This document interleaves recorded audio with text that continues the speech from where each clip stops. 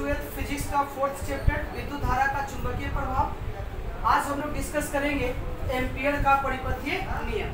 ये नियम कहता है कि किसी बंद लूप में चुंबकीय क्षेत्र B का रैखिक समाकलन, चुंबकीय क्षेत्र B का रैखिक समाकलन, ठीक है, उस बंद लूप में निहित क्षेत्रफल से प्रवाहित होने वाली धारा I का म्यू नॉट गुना होता है।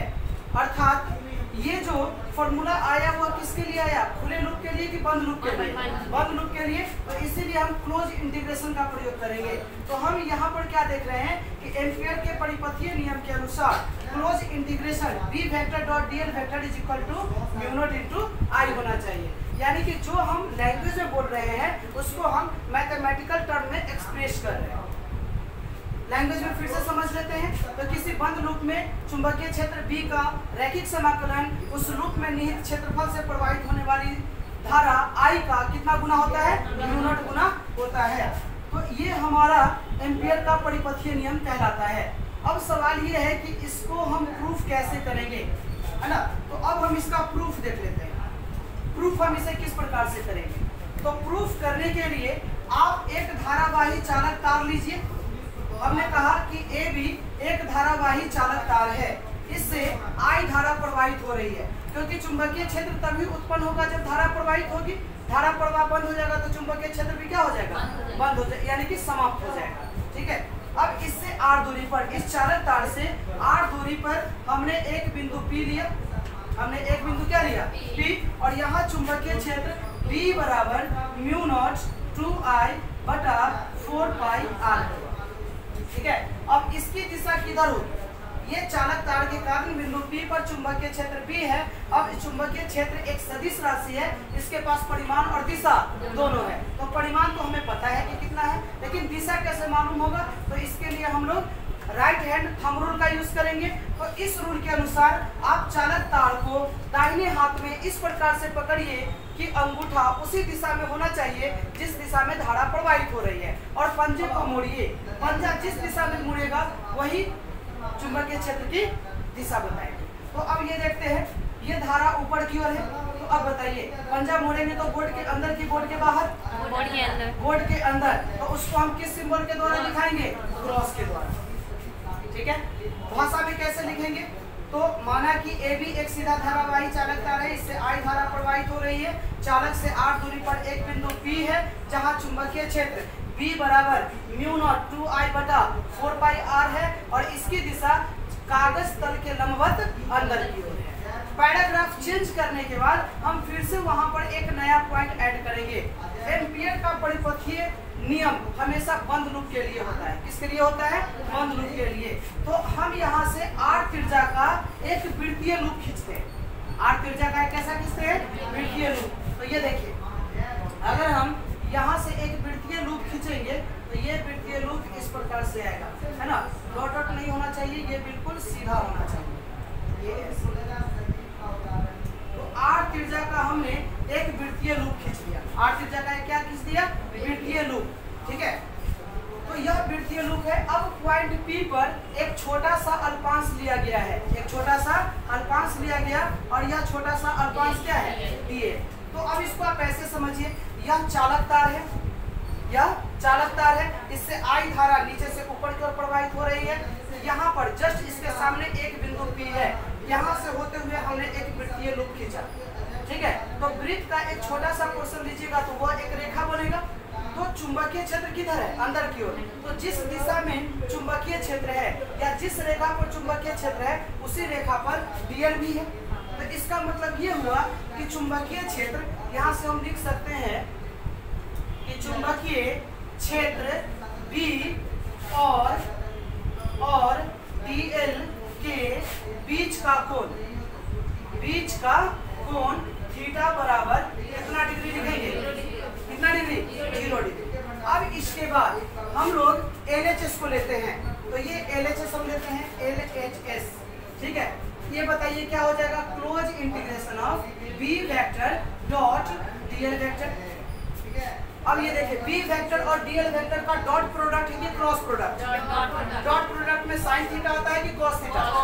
कॉस थीटा आता है। तो यहाँ से हम क्या लिखेंगे? Close integration b DL cos theta. कोई दिक्कत? बताओ कि बी जो है वह इस वृत्तीय लूप के हर एक बिंदु पर चेंज करेगा या कांस्टेंट रहेगा? चेंज करेगा या कांस्टेंट रहेगा? कांस्टेंट रहेगा। क्यों रहेगा कांस्टेंट? क्योंकि म्यू नॉट बटा 4 पाई तो कांस्टेंट है, 2 भी कांस्टेंट है, चालक से जो धारा प्रवाहित हो रही है I वो भी कांस्टेंट है। अब ये देखिए R क्या है? तो इस बिंदु P की चालक तार से दूरी।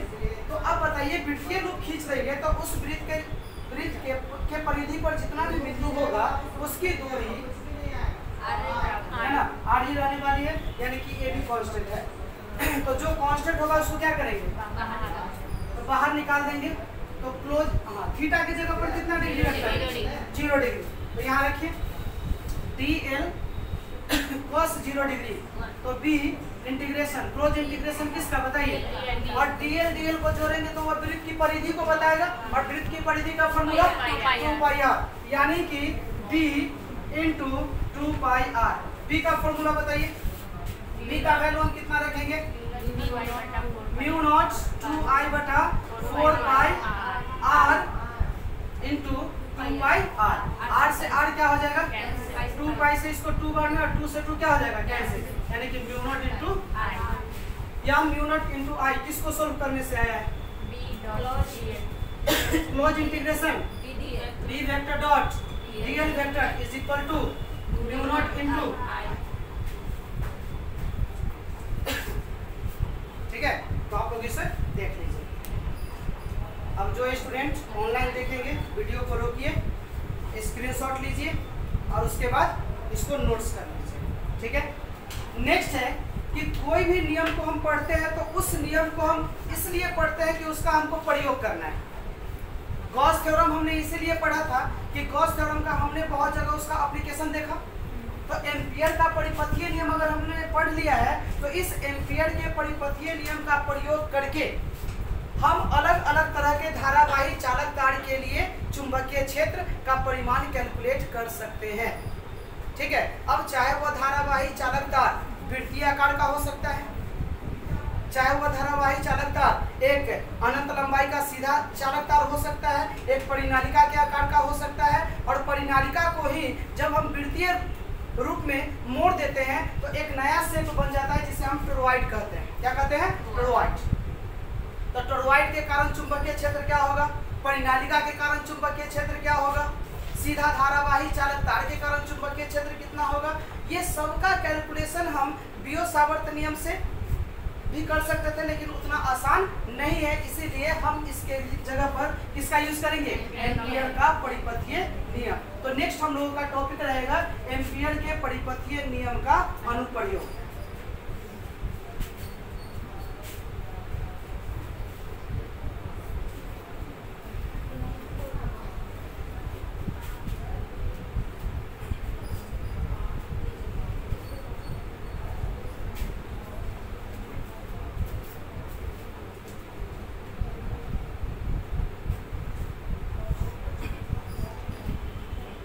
देखिए सभी स्टूडेंट इस बात को भली भांति समझ लीजिए कि हम एम्पियर के परिपथीय नियम के अनुप्रयोग को पढ़ेंगे। तो उसके लिए एम्पियर का जो परिपथीय नियम है close integration b vector dot DL vector is equal to mu naught into I, ये आपको याद रहना चाहिए क्योंकि हम इसी का प्रयोग करेंगे। उसके बाद जब आप यहाँ पर आइएगा तो b d l cos theta आ जाएगा, DL cos थीटा। अब कहोगे कि सर थीटा किसके किसके बीच का कोण है? तो थीटा जो है वो B और DL के बीच का कोण है। चलिए तो क्या टॉपिक रहेगा हमारा? एम्पियर के परिपथीय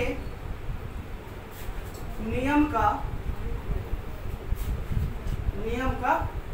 अनुप्रयोग, अंग्रेजी में हम लोग क्या कहेंगे? Application of amperes circuital law, ठीक है?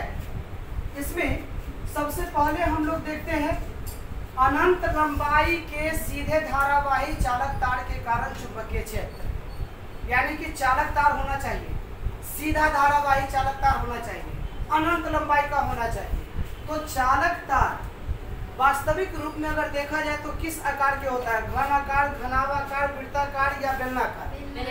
कैसा होता है? बेलनाकार होता है। तो हम यहाँ से चालक तार को थोड़ा बड़ा सा फिगर करके दिखा रहे हैं जिससे आपको समझने में दिक्कत नहीं होनी चाहिए। तो यह एक चालक तार है,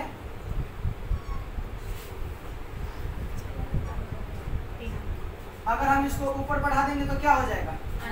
अनंत लंबाई का। ठीक है, अब ये देखिए, यहाँ से इसके अनुप्रस्थ काट, ये जो इसका क्रॉस सेक्शनल एरिया है ना, तो इसके क्रॉस सेक्शन का त्रिज्या जो है हमने इसको कितना माना? Capital R। तो बताइए इस हिसाब से इसका एरिया कितना हो जाएगा? बताइए तो एरिया बराबर कितना हो जाएगा? पाई आर स्क्वायर। एरिया कितना हो जाएगा? पाई आर स्क्वायर। अब इस बिंदु को, ये दोनों पॉइंट को अगर हम मिला देंगे तो ये जो डॉट डॉट लाइन है, आप कहिएगा कि सर ये डॉट डॉट लाइन जो है वह एक चालक का अक्ष होगा। चालक तार का क्या होगा? अक्ष होगा। इसके अक्ष पर एक बिंदु ले लेते हैं O। एक बिंदु क्या ले लेते हैं? O। अब बिंदु कहाँ कहाँ हो सकता है? हमें चुंबकीय क्षेत्र कहाँ कहाँ कैलकुलेट करना पड़ सकता है, वो सिचुएशन समझिए। बिंदु जो होगा वह इस चालक के बाहर होगा, चालक तार के बाहर होगा, या फिर वही बिंदु धीरे धीरे खिसकते खिसकते कहाँ आ जाएगा? चालक तार के सतह पर आ जाएगा। या बिंदु जो है वह चालक तार के अंदर हो सकता है, या वह बिंदु जो है वह चालक तार के अक्ष पर भी हो सकता है। यानी कि कितना सिचुएशन आएगा? 4। तो सबसे पहले हम लोग केस नंबर 1 को डील करते हैं। जब बिंदु यानी कि यहाँ से R दूरी पर, यहाँ से R दूरी पर हम एक बिंदु ले लेते हैं P। एक बिंदु क्या ले लेते हैं? P। यहाँ पर हमको क्या कैलकुलेट करना है? क्या कैलकुलेट करना है? चुंबकीय क्षेत्र। दिशा किधर होगा? तो अगर यह धारा जो है ऊपर की ओर प्रवाहित हो रही है तो बताइए यहाँ दिशा बताइए। दिशा किधर? अंदर की ओर। तो दिशा तो आपको पता हो गया कि सर अंदर की ओर है, तो केवल दिशा मालूम हो जाने से आपका कहानी खत्म हो जाएगा क्या? नहीं। अगला टारगेट क्या होगा? सर दिशा मालूम हो गया, वो हमें परिमाण ज्ञात करना है, लेकिन परिमाण कितना होगा ये हमें मालूम नहीं है, और उसी को मालूम करेंगे किसका प्रयोग करके? एम्पियर के परिपथीय नियम का प्रयोग करके। ठीक है, तो माना कि आप इसको कह सकते हैं, माना कि ए भी अनंत लंबाई का एक चालक तार है जिसके अनुप्रस्थ काट की त्रिज्या क्या है? R है। इससे कितनी धारा प्रवाहित हो रही है? I धारा प्रवाहित हो रही है। चालक के अक्ष पर एक बिंदु, चालक तार के अक्ष पर एक बिंदु वो है। इस बिंदु से R दूरी पर एक दूसरा बिंदु P है जहां चुंबकीय क्षेत्र ज्ञात करनी है। तो अब बताइए R से एक वृत्तीय लूप खींचा गया। R से क्या खींचा गया है? वृत्तीय लूप खींचा गया।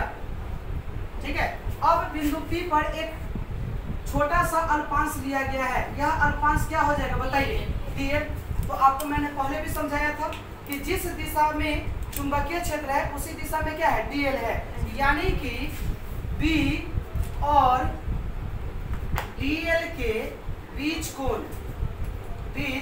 कोण थीटा बराबर कितना डिग्री? 0 डिग्री। ठीक है, तो अब यहाँ से हम लिख सकते हैं कि जब बिंदु P चालक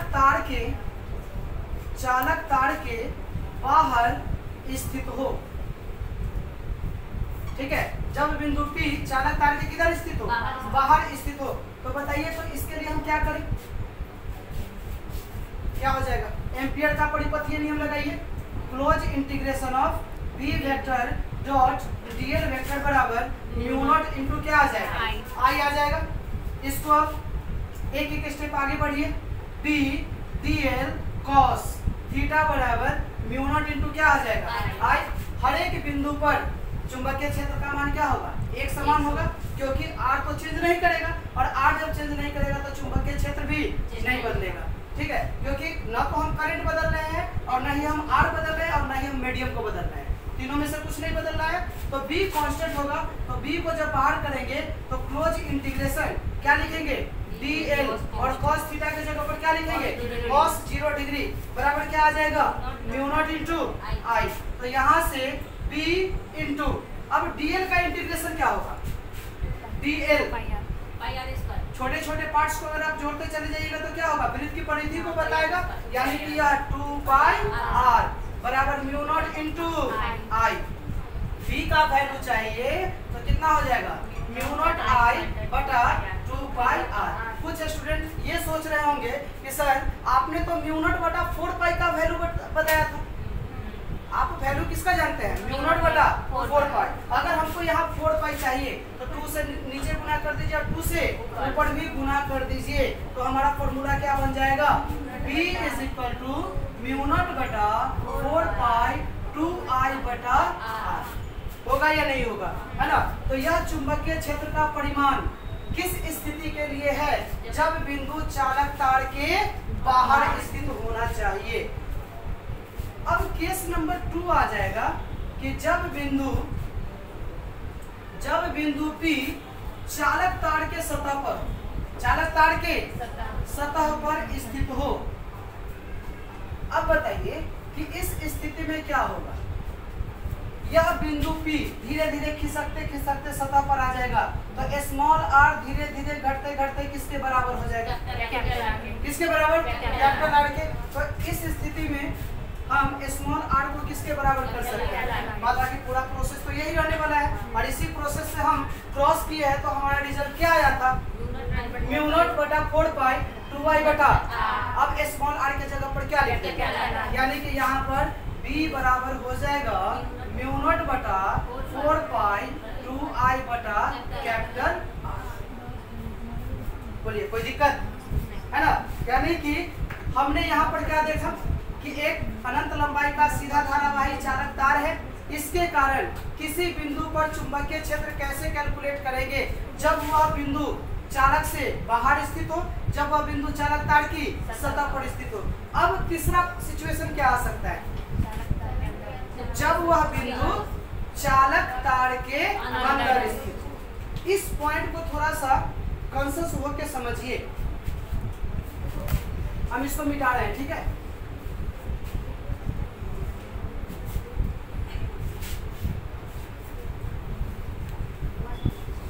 यहाँ पर आप देख रहे हैं कि ये क्या था, आपका डीएल है, थीटा का मान हम कितना डिग्री लिखे थे, 0 डिग्री, ठीक है। अब अगर इसको हम मिटा देते हैं, बिंदु P जो होना चाहिए वो कहाँ होना चाहिए, बोलिए,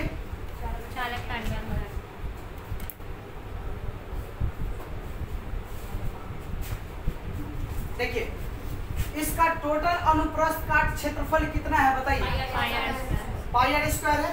अगर बिंदु P को अगर हम यहाँ पे रख दें, ये बिंदु P है और यहाँ हमको B कैलकुलेट करना है, और ये दूरी को हम कितना ले लें, R1, कितना दूरी ले लेते हैं, R1 ले लेते हैं। तो यहाँ से आप एक वृत्तीय रूप खींचिए, तो यह वृत्तीय रूप कुछ ऐसा हो जाएगा, है ना। फिर इस बिंदु P पर आपको एक छोटा सा अल्पांश लेना पड़ेगा, वो छोटा सा अल्पांश क्या हो जाएगा, dl। तो फिर dl और b के बीच का कोण थीटा कितना डिग्री हो जाएगा, 0 डिग्री। अब थोड़ा सा आपको यहाँ से एक पॉइंट समझना है, वो पॉइंट क्या समझना है वो देखिए, पाई आर स्क्वायर से प्रवाहित धारा, है ना, पाई आर स्क्वायर से प्रवाहित धारा कितनी हो जाएगी बताइए, आई धारा। अरे ये पाई आर स्क्वायर से प्रवाहित धारा कितनी थी, आई। तो एकांक अनुप्रस्थ काट से प्रवाहित धारा कितनी हो जाएगी, आई बटा पाई आर स्क्वायर, है ना। तो कितना क्षेत्रफल बचेगा बताइए, तो इसका एरिया आप क्या लिखिएगा, A1 बराबर पाई R1 स्क्वायर लिखिएगा कि नहीं।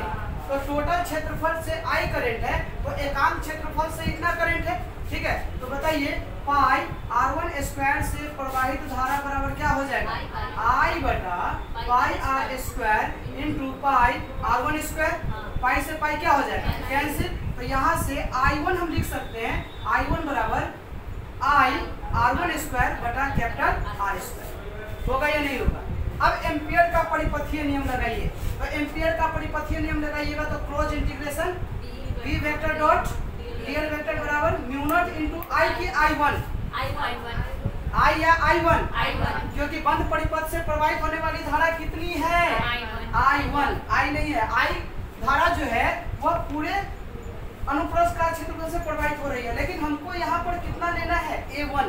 और A1 से कितनी धारा प्रवाहित हो रही है? I1। अब इसको हम सोल्व करते हैं, तो क्या हो जाएगा? Close integration B dl cos कितना degree? Mu naught into I1। ठीक है, और I1 का वैल्यू आप रख सकते हो कितना? I R1 स्क्वायर बटा में कैपिटल R का स्क्वायर। अब इसको सोल्व कीजिए।